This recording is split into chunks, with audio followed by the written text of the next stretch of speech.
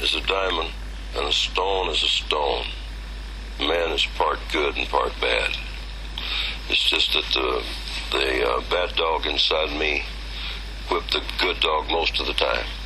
And I went into Betty Ford to try to settle the dog fight. And since then, the good dog's been winning. Who knows why the evil in a man gets the upper hand over the good?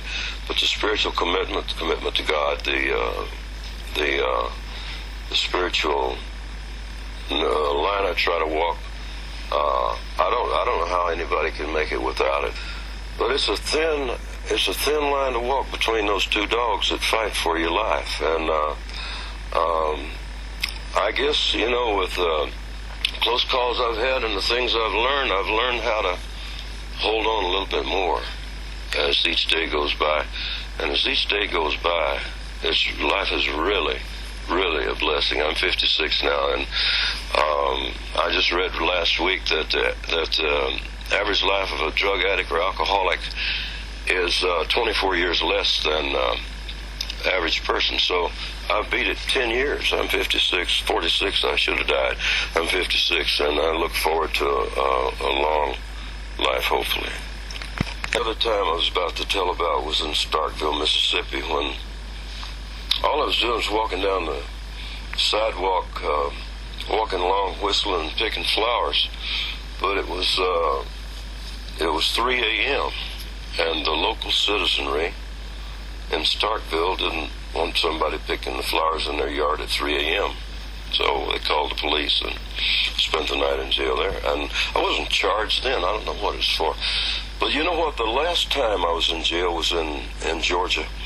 And I don't remember going to jail. I was on amphetamines and a little of everything then.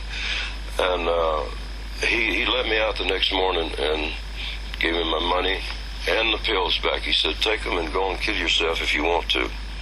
He said, you can choose whether you live or die.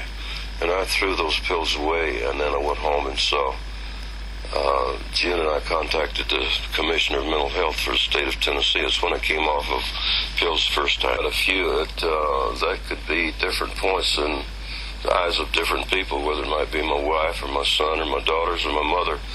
For me, the lowest point was in Thanksgiving 1983, when I came back from a tour of Europe.